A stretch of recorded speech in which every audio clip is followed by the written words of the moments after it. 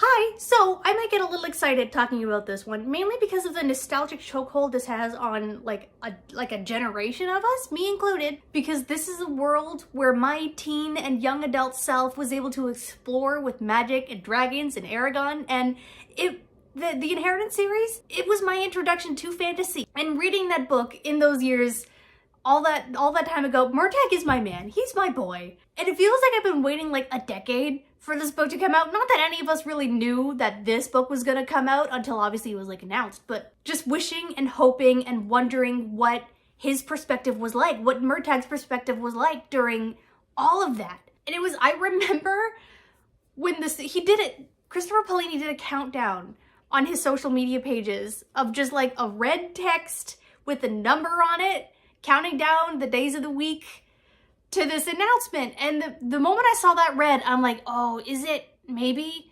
I mean, Thor is red, and of course everyone kind of guessed, me included, and luckily we were right. We were getting a Murtagh standalone, and I discovered that while I was at work at a car dealership in my little call center office at my little desk, and I am trying to not dance. So I had to maintain my cool at the office. But when I got this book, I devoured it in like 2 weeks. I'm a slow reader, and this is a thick book. But chilling for a second for an actual review. I am going to keep it spoiler free for the standalone. I don't want to talk about any spoilers, but obviously given that this takes place like 1 year after the entire Inheritance series, there's going to be overarching spoilers, I guess, for the Inheritance series. I keep pointing this way because it's right there. Sorry, it's over there. So yeah, there's going to be like overarching spoilers that are gonna like peek through, obviously, but for this standalone, totally fine. So it's been a year since the Varden won the war. Aragon and Saphira have gone off to raise the new generation of riders. Nisuda is now queen of this entire new empire. It's a little fractured bit of an empire, but things seem okay. Things seem like stable. And Murtagh and Thorn are finally free from like anyone's control, but they're still dealing with their own like traumatic ramifications, just trying to get by. They do obviously need to still stay like hidden, because they're kind of fugitives. And you know that phrase, like, history is written by the victors?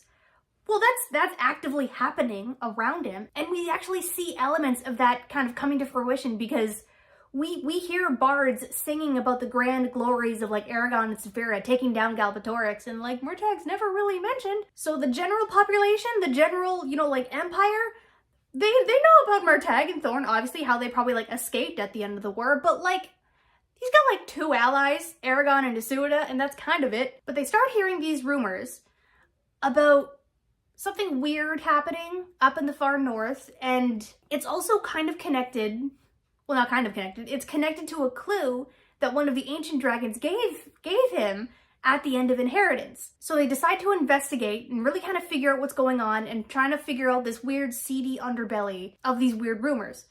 Mostly Murtagh actually is doing all of the investigating. Thorn kind of has to stay off in the sidelines for a while because like it's a little harder to hide a giant dragon in a city. So they follow the leads for like the first half, and that first half plants a whole lot of seeds that are explored and revealed more in the second half. And narratively, this book is long. Like it's a brick. It's a girthy book. And it's distinctly divided by like 2 halves. And everything is actually important. There are certain seeds planted and mentioned within the first half that cover everything from like Murtagh's main objective at the time, which sometimes feels a little side questy, but again is actually kind of intentional. And in regards to elements that are going to be revealed in the second half, like I mentioned, and also I think for like future books, future stories, which is exciting and daunting. And actually, just sticking to the world building for a quick second, some of my favorite details that were cropping up here too was in regards to like Alagaesia itself as a whole. This entire little country underwent an entire war, and it's gonna leave ramifications. It's gonna leave scars, and we're seeing those scars. We're seeing people mourning. We're seeing people set up monuments. Stories are being told and written and rewritten. And even within the cities, there are new like political structures sort of changing or being set up. But there's also the whole like magic side of things, which sure, the magic itself hasn't really changed, but the entire viewpoint of magic. It's at like a shifting point. And those seeds in like the main quest moments, some of those moments, they might seem a little out of place at the time, and like they kind of are, but by the end you do see like why it's important. And also a lot of those moments kind of unlock memories and realizations for him in like a very PTSD way. Like, this boy has nightmares almost every night. So does Thorn. It's like he just wants to do some good for once, and everything is dragging him back mentally. And there's this other element to his motivations too, because yes, he does just want to do some good in the world, but he also never wants to have another threat as bad as Galbatorix happen again to the world at large, but also to himself and Thorn. He is scared.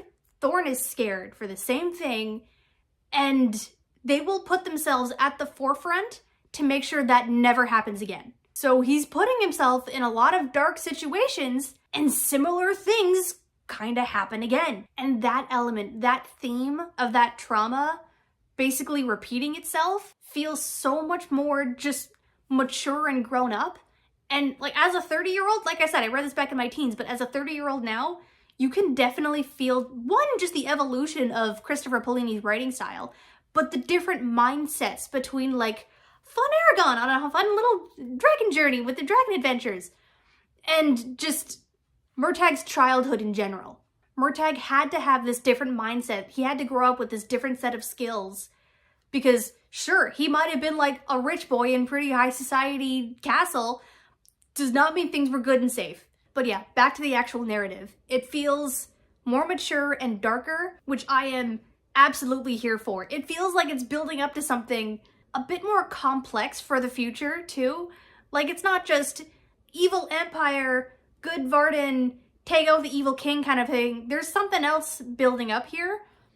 It's still in the case of like, yeah, it's like PG, right? There's still gonna be like a clear bad guy that they all need to go after.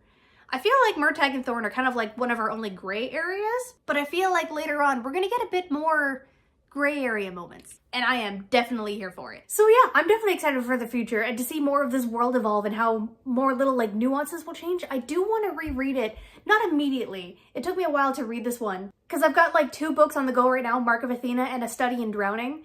But I want to grab the audiobook. I want to grab the audiobook of this and just have it playing in the background while I'm playing like Stardew Valley or something. Side note, Stardew Valley wise, I'm doing my first like perfection run ever. I've never done that. I'm not a completionist. I would reach maybe like year 3, kind of do everything that I wanted to do, make a nice farm and then kind of stop. But like, no, I actually want to try to like sit down and like do all the things, catch all the fish, make all the recipes, befriend everybody. There's a lot of little things. Anyway, feel free to like and subscribe, all of that algorithm stuff, and I'll see you guys next time. Bye!